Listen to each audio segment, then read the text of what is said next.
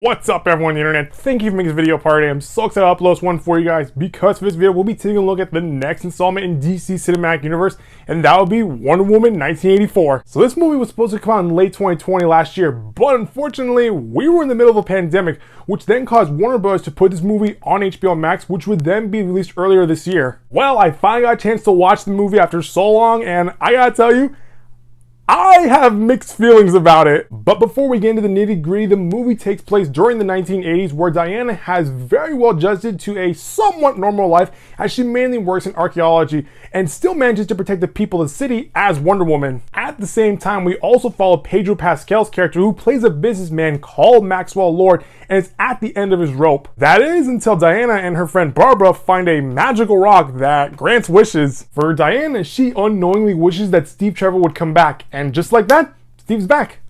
Dude's alive. However, Barbara also unknowingly wishes that she could be a lot like her friend Diana, and suddenly she's given several superhuman abilities. Unfortunately, Max manages to get his hands on the rock and fuses himself with the rock so that now he has the ability to grant wishes to people, which plays very well into his business slogan, "Life is good, but it can be better." Oh my god, I cannot tell you how many times I've seen that meme on Instagram. Anyway, the movie is pretty much Wonder Woman versus a magical businessman. Oh yeah, this guy also has zero fighting skills whatsoever, so he pretty much uses Barbara as his muscle, who's able to land a couple good shots on Wonder Woman. But anyway, the movie mostly focuses on Wonder Woman and Steve Trevor rekindling their love as they travel around the world to stop Max from unknowingly destroy the world. Now, when I first saw the trailers, I was really curious as to how they're gonna bring back Steve from the dead.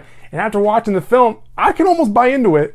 But at the same time, it pretty much takes away from that really good moment that we had in the first film, where Steve makes the ultimate sacrifice to help save the world. And since we're already comparing both movies at this point in the video, I'm just gonna say it, I prefer the first one. Because in the first movie, we got to watch someone as strong and powerful as Wonder Woman be a fish out of water when she first entered the modern world. In this movie, they try to do the same thing, where it is now Steve Trevor's turn to get used to things as he is now brought back into the 80s. And while I applaud them for their attempt, it just didn't work. I think the reason why that fish out of water trope worked so well in the first movie was because we got to see a superhero be the somewhat clueless yet humble character in that story. Also, speaking of the first movie, one of my favorite moments in any superhero movie in general is watching the trench scene. Seeing Wonder Woman cross into no man's land with nothing but her sword and shield and then block bullets with her bracelets.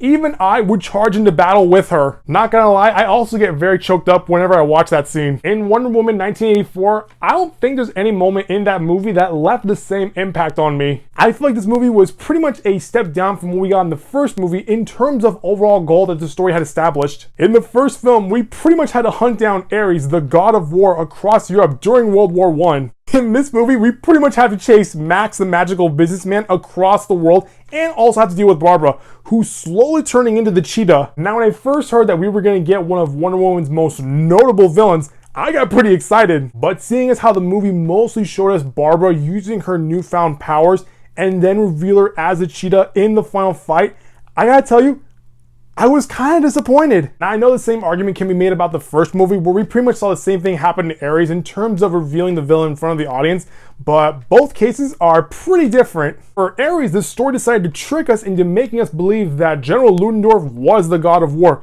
only to pull the rug from underneath us and show us that it was Sir Patrick all along. For Cheetah, we already knew that Barbara was the cheetah, and throughout the entire movie, we were waiting to watch this woman transform into this human cheetah creature hybrid. Well, we don't get that until the near end of the movie, and it's sort of a letdown. The same can be said about the final confrontation between Wonder Woman and Magical Max. But despite some of the setbacks and shortfalls, most of the movie's pretty enjoyable. But if I had to choose between either watching the first movie or this one, I'm picking the first movie hands down. So if you're interested in watching this movie, you may want to lower your expectations. But then again, just watch the first movie. It's really good. Well, that's going to do it for this video, guys. That was my overall review for Wonder Woman 1984. If you like what you saw, click the subscribe button so you can get the latest updates from this channel. I'll see you next time with a brand new video.